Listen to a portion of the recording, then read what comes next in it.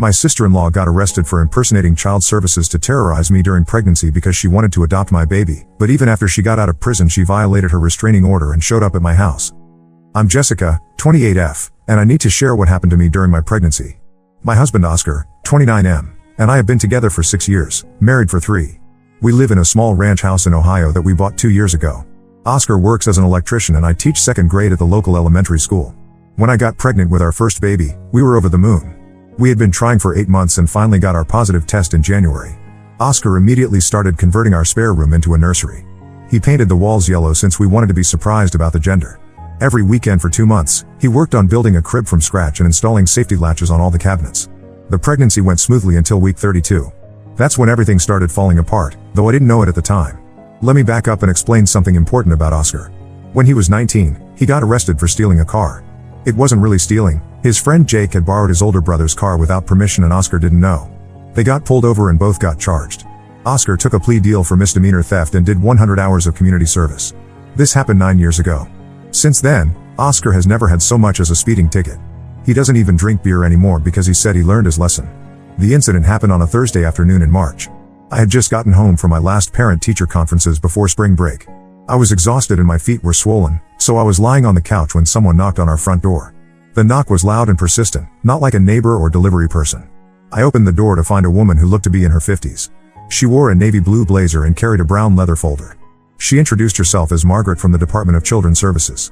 She said she needed to speak with me and Oscar about a report they had received. Margaret explained that someone had called their hotline claiming that Oscar was using drugs in our home and that this posed a risk to our unborn baby. She mentioned his previous arrest and said they had to take all reports seriously, especially when there was a criminal history involved. I invited her inside because I knew we had nothing to hide. Oscar came home from work about 20 minutes later and found us sitting at our kitchen table.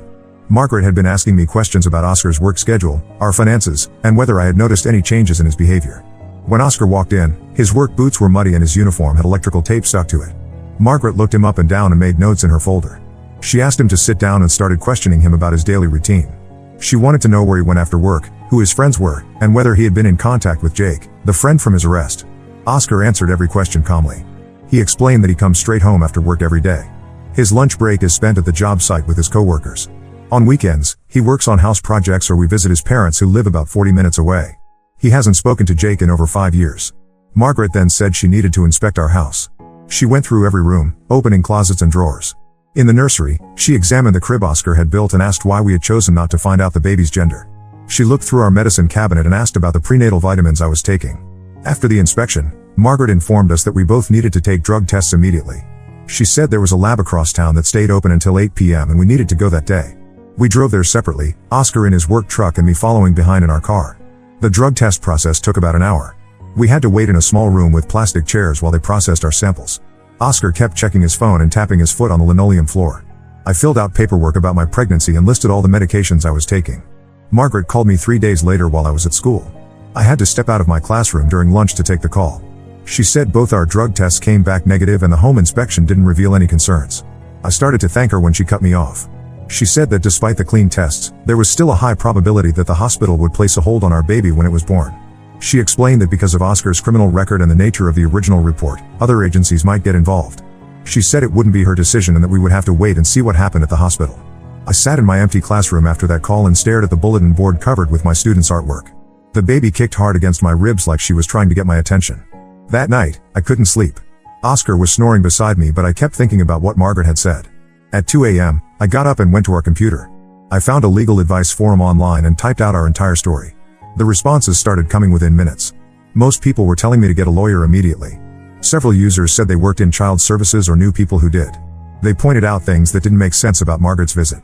One person said that in Ohio, child services typically doesn't investigate pregnant women unless they already have children in their care. Another person said that hospitals can't just take babies without a court order or clear evidence of immediate danger. Multiple people suggested I verify that Margaret actually worked for the department.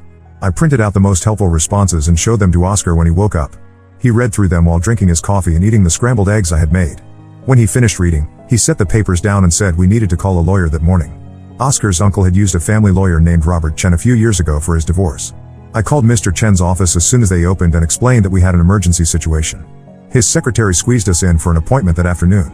Mr. Chen listened to our story without interrupting. He took notes on a yellow legal pad and asked us to repeat certain details. When we finished talking, he said the whole situation sounded irregular for our state. The first thing Mr. Chen did was call the local Department of Children's Services office. He explained that he was representing us and asked to speak with the supervisor about our case. He gave them our names and asked about the investigation being handled by Margaret. Mr. Chen put the call on speaker so we could hear. After being on hold for several minutes, the supervisor came back on the line. She said they had no employee named Margaret in their department. She also said they had no open case involving our family and had never received any reports about us. Mr. Chen thanked the supervisor and hung up the phone. He looked at both of us and said we needed to go to the police station immediately. Someone had been impersonating a government worker, which was a serious crime. We drove straight to the police station from Mr. Chen's office. The officer who took our report was named Detective Williams.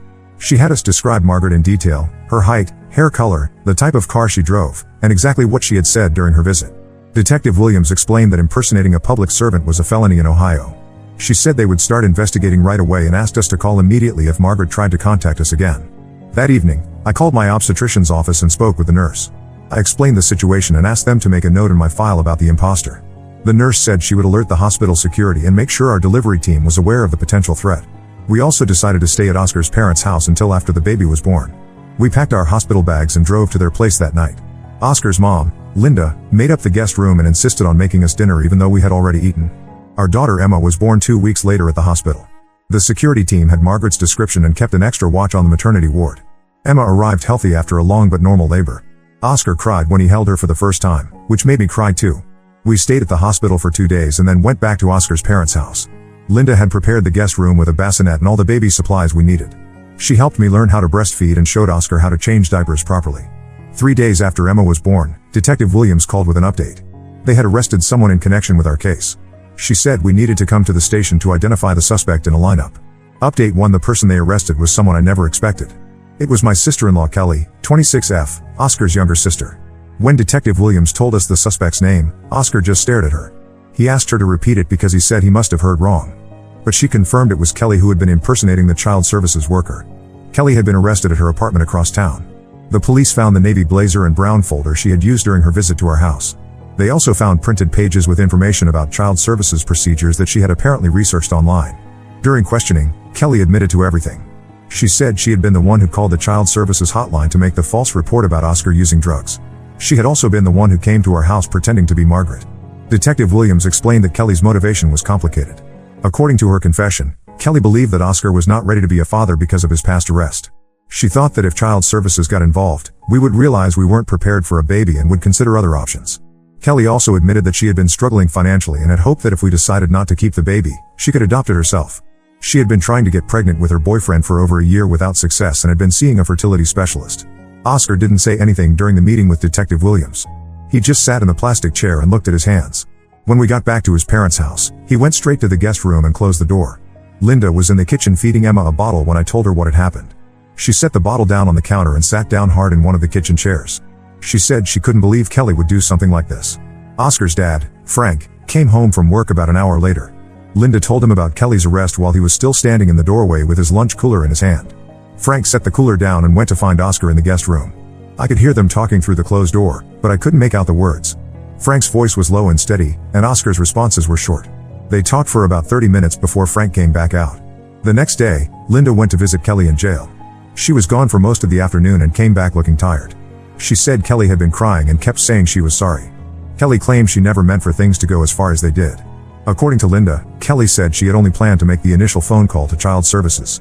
She thought they would just do a quick check and then close the case. But when nothing happened after a few days, she decided to take matters into her own hands. Kelly had researched child services procedures online and found old employee directories to create her fake identity. She had practiced what she would say and even bought the blazer and folder at a thrift store to look more official. Linda said Kelly kept asking if Oscar and I would visit her in jail. She wanted to explain herself and apologize in person. Linda told her that probably wasn't going to happen anytime soon. Oscar finally started talking to his parents about the situation after Linda's jail visit. He said he felt stupid for not recognizing his own sister, even though she had worn her hair differently and used a different tone of voice during her visit. Frank pointed out that people don't expect family members to lie to them in such an elaborate way. He said Oscar had no reason to question whether Margaret was really a government worker because the idea that it could be Kelly was so far outside the realm of possibility. We stayed at Oscar's parents' house for another week while we figured out what to do next. Emma was sleeping well and gaining weight, which the pediatrician said was exactly what we wanted to see. Oscar and I talked about whether we wanted to press charges against Kelly. The district attorney said we could choose not to pursue the case since it was a family matter, but Detective Williams recommended that we follow through with the prosecution. The charges against Kelly included impersonating a public servant, filing a false report, and harassment.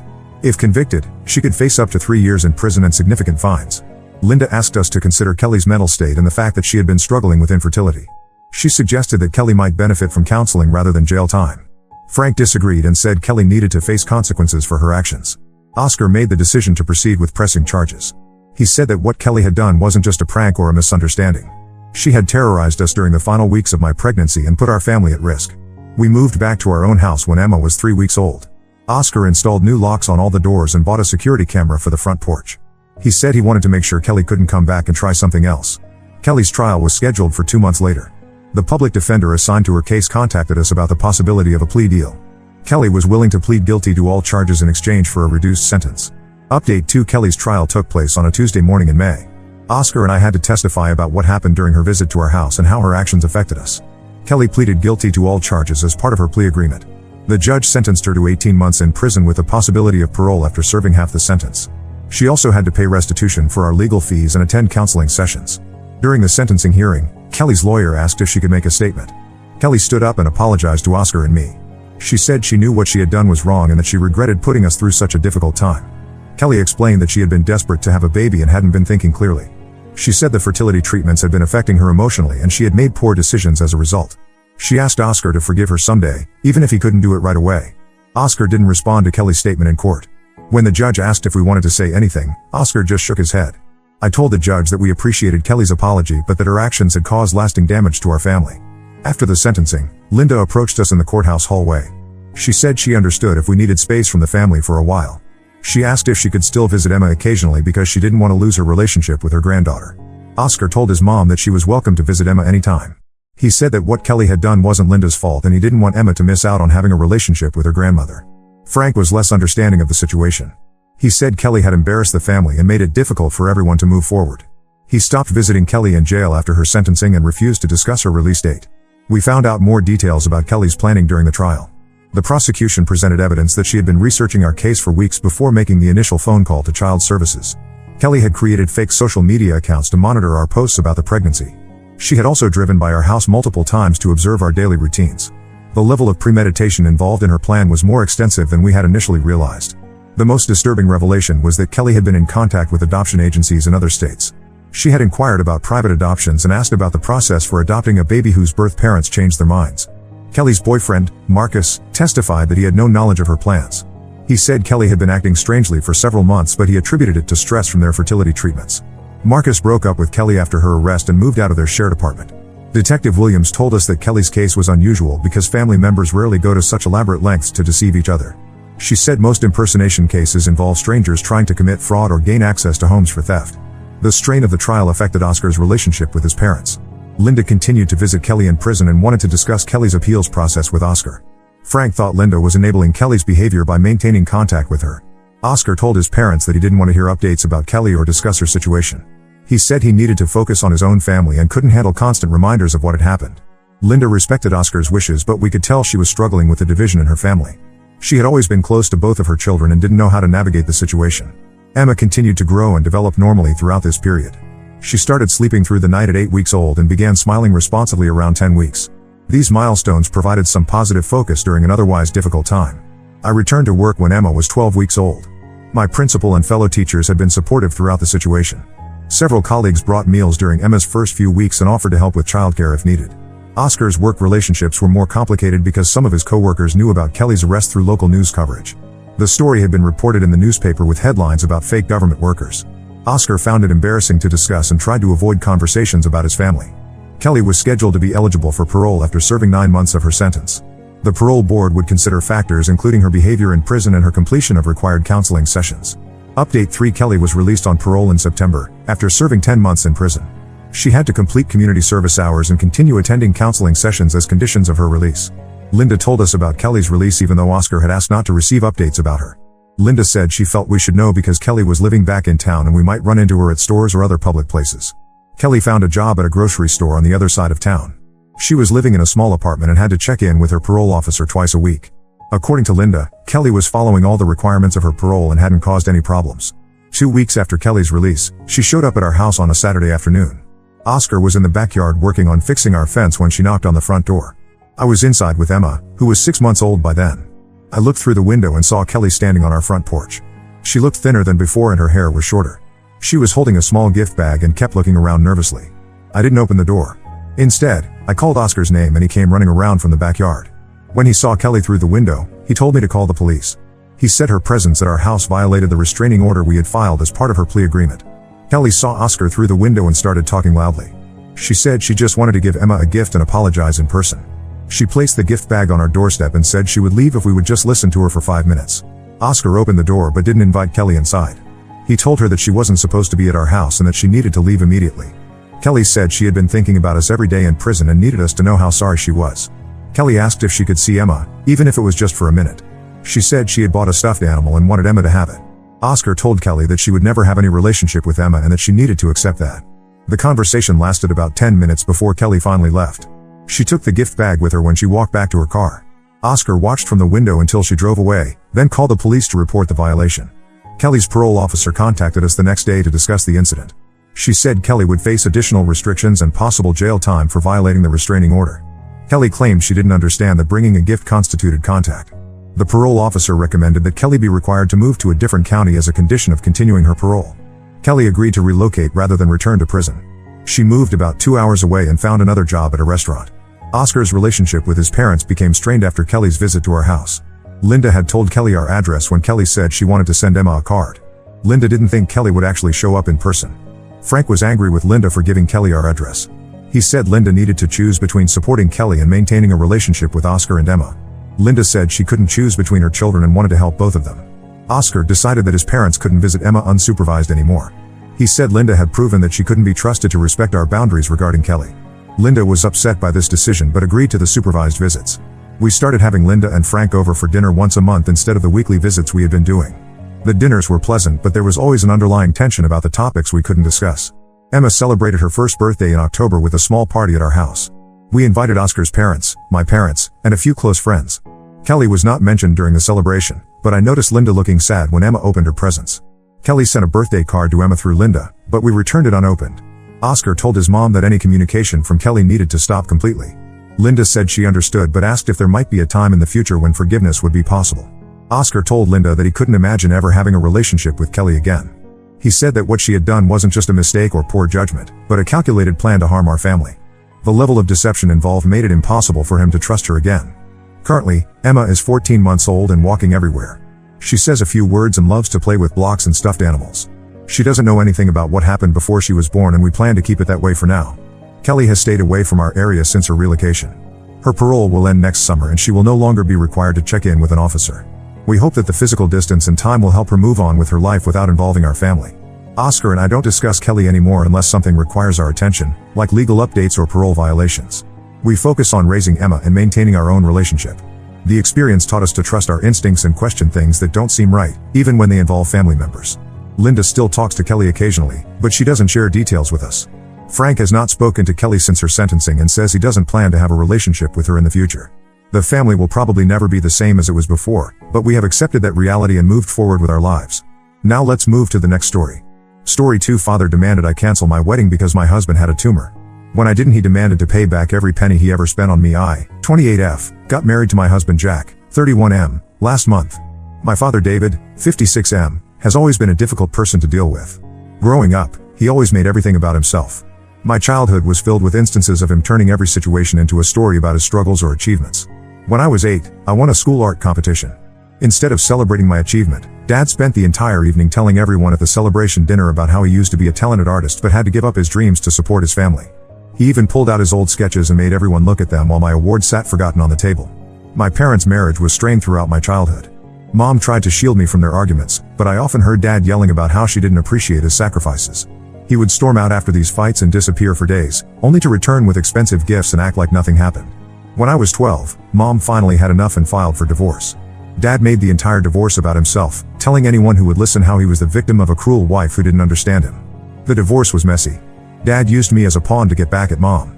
He would promise to take me on trips or buy me things, then cancel at the last minute claiming Mom had somehow prevented him from following through. He'd then spend hours on the phone with his friends and family, talking about how the divorce was destroying his relationship with his daughter. Mom never said a bad word about him to me, but I could see how his behavior affected her.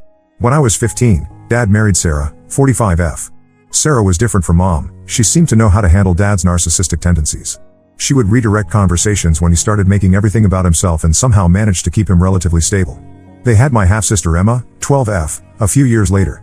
I thought having a new family might help Dad change, but he just found new ways to make everything revolve around him. I went to college in the same city to stay close to Emma. During my college years, Dad would only call when he needed something or wanted to talk about his problems. When I graduated with honors, he gave a speech at my graduation party about how my success was due to his excellent parenting and financial sacrifices. He barely mentioned my actual achievements. Then I met Jack. He was different from anyone I'd ever dated. He was kind, patient, and actually listened when people talked. Dad initially didn't pay much attention to our relationship. He was too busy dealing with some work drama he'd created. When Jack and I got engaged last year, Dad's reaction surprised me. He seemed genuinely happy and even offered to contribute to the wedding expenses. Looking back, I should have known it was too good to be true. Dad spent the entire engagement period telling everyone how he was the one who taught me to have high standards in choosing a partner. He would corner Jack at family gatherings and give him long lectures about how lucky he was to be marrying into our family, completely ignoring the fact that Jack came from a wonderful family himself. The real problem started 2 weeks before the wedding when Jack began having severe headaches. After several tests, the doctors found a benign tumor that needed to be removed. They assured us it wasn't immediately life-threatening, and we could proceed with our plans. The surgery was scheduled for 3 months after the wedding. Jack and I discussed it thoroughly and decided to go ahead with the wedding as planned. When I told Dad about Jack's condition, expecting some support or concern, his reaction was purely self-centered. He immediately started calling everyone in the family, acting as if he was the one most affected by the news. He called Jack's parents without our permission to discuss contingency plans and started telling people he might have to support me financially if anything happened to Jack.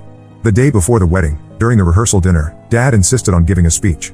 I was nervous about it but didn't want to create drama by refusing. What followed was 20 excruciating minutes of him talking about himself.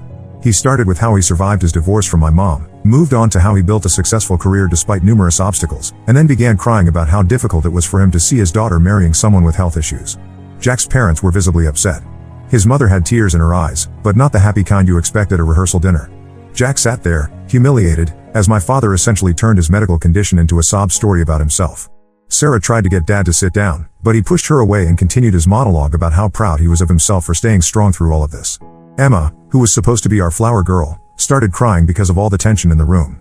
When I finally got up and asked Dad to leave, he created an even bigger scene. He started shouting about how ungrateful I was and how no one understood how difficult this was for him as a father. He actually said, "How do you think I feel, having to walk my daughter down the aisle knowing her husband might not be around long?" The actual wedding day was even worse. Dad showed up drunk, despite Sarah begging him to stay sober. During the ceremony, when the officiant asked if anyone objected to the marriage, Dad stood up swaying. Everyone froze as he announced that he needed to express his concerns about the timing of the wedding given Jack's health issues. He started rambling about his paternal duty to protect me from making a mistake. Security had to physically remove him while he yelled about being a concerned father who only wanted the best for his daughter. The ceremony continued, but you could feel the tension in the air. Sarah left with a crying Emma, apologizing profusely on Dad's behalf. That night, instead of celebrating our marriage, Jack and I had to deal with Dad's Facebook rant about how his daughter chose a sick man over her father's wisdom and love. I blocked him on all social media and my phone. Sarah keeps trying to mediate, saying Dad is just processing his emotions in his own way and that I need to understand how difficult this is for him. Emma texts me saying she misses me and wants everyone to get along. Meanwhile, Dad has been telling our extended family that I'm being cruel by cutting him off when he's just worried about my future. Several family members have suggested I should forgive him because that's just how he is, but I'm done letting him make every situation about himself. This was supposed to be about Jack and me starting our life together, not about him and his feelings. Update 1. It's been 3 weeks since the wedding disaster, and the situation has spiraled out of control in ways I never imagined. I thought blocking Dad on everything would give us some peace, but he's found new ways to insert himself into our lives and cause chaos. Last week was Jack's pre-surgery consultation.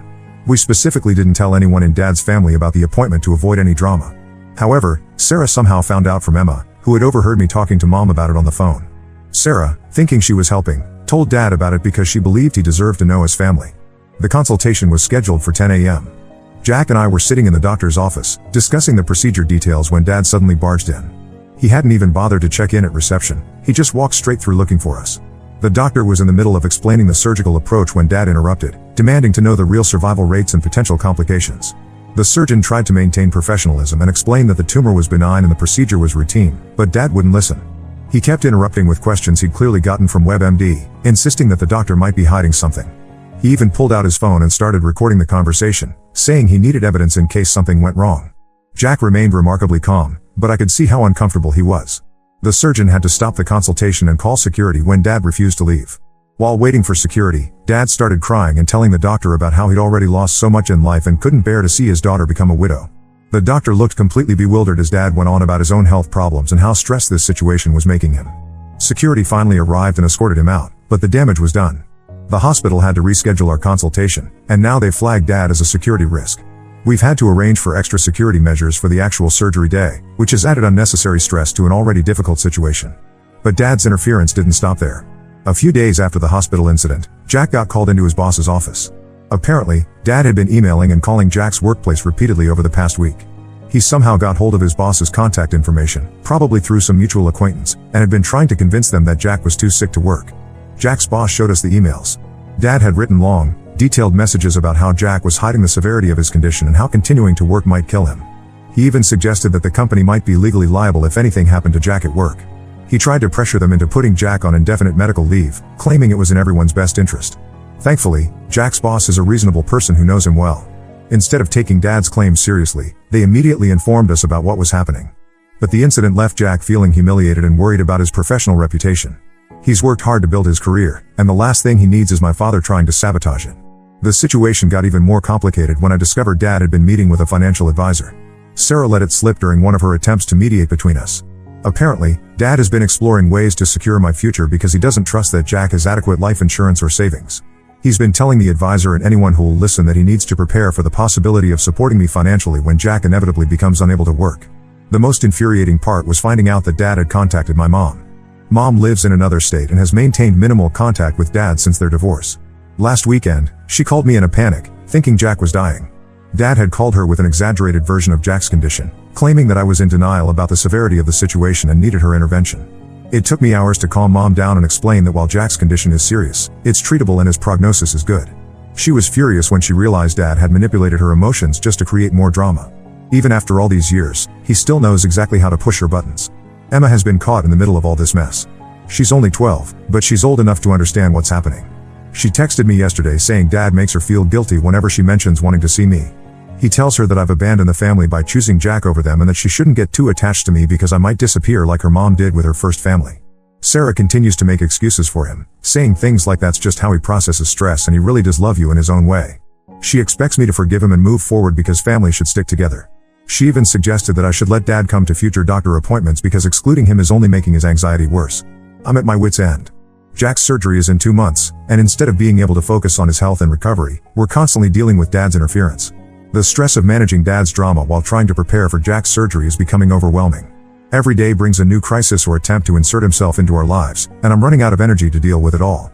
Update 2. 2 months have passed since my last update, and we've discovered something that puts all of Dad's previous behavior in an even more disturbing light. Sarah reached out to me privately last week, and what she revealed explains a lot about Dad's extreme reactions to our situation.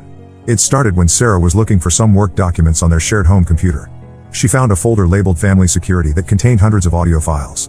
Out of curiosity, she opened a few and was horrified to discover that Dad had been secretly recording our family conversations for the past year using his phone. He had recordings from family dinners, private conversations between Jack and me at their house, phone calls he'd had with various family members about us, and even conversations from my bridal shower. The most disturbing part wasn't just the recordings themselves, it was what Dad had done with them. He'd been using audio editing software to cut and splice conversations, creating misleading versions that made it sound like I had serious doubts about marrying Jack. In one edited clip, he'd taken a conversation where I was expressing normal pre-wedding jitters and cut it together with comments I'd made months later about being worried about Jack's health. The result made it sound like I was having second thoughts about the marriage because of Jack's condition. Sarah found dozens of these manipulated recordings on the computer. Dad had been playing these edited versions for family members, using them as evidence that I needed his intervention. He'd even created a compilation that he'd played for Jack's parents, trying to convince them that their son was hiding the true extent of his illness from everyone. The recording included out-of-context snippets of Jack discussing his headaches before his diagnosis, edited to make his condition sound much worse than it is. When Sarah confronted him about the recordings, Dad didn't even deny it. Instead, he tried to justify his actions, claiming he needed to document everything in case something happened to Jack, and I tried to blame him for not warning me. He showed Sarah a whole timeline he'd created, mapping out every conversation and interaction, with notes about how they proved he was right about Jack's health being a reason to delay or cancel the wedding. Sarah was horrified by the extent of his deception. She finally realized that his behavior went far beyond just being overprotective or processing stress badly. She packed some bags and went to stay with her sister, taking Emma with her. For the first time since I've known her, she's not trying to excuse or justify Dad's actions. Emma called me crying the day after they left. She revealed that Dad had made her keep secrets too. He'd ask her to tell him whenever she heard me talking to Mom on the phone, and he'd make her feel special by saying she was helping protect the family by reporting back to him. She feels guilty now, realizing he was using her to spy on me. The fallout from this discovery has been intense. When confronted by several family members, Dad doubled down on his position. He claims he did everything out of love and concern for me. In his mind, he's the hero of this story, a father doing whatever it takes to protect his daughter from making a huge mistake. He genuinely seems to believe that manipulating and editing these recordings was justified because it served his purpose of proving he was right about Jack. Sarah is now considering divorce. She told me she's found other disturbing things since she started looking closer at Dad's behavior. Apparently, he's been keeping detailed notes about Jack's daily schedule, including when he goes to work and returns home. He even hired someone to follow Jack to and from his doctor appointments, claiming he needed to know if Jack was seeing other doctors or specialists that we weren't telling the family about. The most recent development is that Dad has started sending these edited recordings to my mom's family members, trying to get them on his side. He's created a narrative where he's a concerned father being pushed away by his daughter who's been brainwashed by her sick husband. Several relatives have called me, confused and concerned, after receiving these manipulated audio files from him. Update 3: It's been 6 months since the wedding, and I'm finally ready to share how everything turned out. Jack's surgery was successful, and he's been recovering well. However, the drama with Dad continued right up until the operation day and beyond. On the morning of Jack's surgery, Dad tried to force his way into the hospital. Despite the security measures we'd put in place, he showed up at 5 a.m., hoping to catch us before the procedure. When security stopped him, he created a huge scene in the lobby, screaming about his rights as a father and threatening to sue the hospital. He even tried to convince the medical staff that he had power of attorney over Jack's medical decisions, showing them some obviously fake documents he'd created. After being removed from the hospital, Dad filed a formal complaint against the facility, claiming they were denying him access to family during a medical crisis. He hired a lawyer to challenge the hospital's security protocols, arguing that as the father of the patient's wife, he had a right to be present. The hospital's legal team quickly dismissed his claims, but the whole incident added unnecessary stress during Jack's recovery period. Sarah filed for divorce last month. She finally reached her breaking point when she discovered Dad had been recording Emma's private conversations with her friends, supposedly to make sure no one was turning his daughter against him. She's moved in with her sister permanently and is fighting for full custody of Emma. The divorce proceedings have revealed even more disturbing behavior. Apparently, Dad had been monitoring Sarah's emails and phone calls for years, claiming it was for family security. Emma started seeing a therapist to deal with the impact of Dad's actions. She's struggling with trust issues after realizing how her father manipulated her into spying on family members. However, we've been working on rebuilding our relationship without Dad's interference. She spends every other weekend with me and Jack, and it's been healing for all of us. Dad's last attempt to control the situation came when he tried to convince our extended family that Jack was faking his illness for attention. He created an elaborate presentation using WebMD articles and out-of-context medical terms, trying to prove that Jack's symptoms didn't match his diagnosis. When that failed to get him the support he wanted, he switched tactics. Last week, I received a certified letter from his lawyer demanding I repay all the money he ever spent on me. The letter included a detailed list dating back to my childhood, everything from school supplies to the wedding contribution. He claims I breached the father-daughter contract by cutting him off and denying him his rightful place in my life. His lawyer also included a threatening note about going public with his evidence about Jack's deception if I didn't comply. I've now gotten a restraining order against him. The evidence Sarah provided about his recording and stalking activities made the process straightforward. She's been incredibly supportive, sharing more information about his concerning behavior during their marriage to help strengthen the case. Dad's response to the restraining order was to send a mass email to everyone we know, claiming he's the victim of a conspiracy between his ex-wife, current wife, and daughter to destroy his reputation. Most family members have stopped taking his claims seriously, but he's still trying to find ways to contact us through distant relatives or mutual acquaintances. I'm finally at peace with my decision to cut him out of my life completely. Jack's recovery is going well, and we're focusing on building our future together. Sarah and Emma are doing better away from Dad's influence, and we're all healing from the damage he caused. Sometimes cutting toxic people out of your life is the only way to find peace, even if they're family.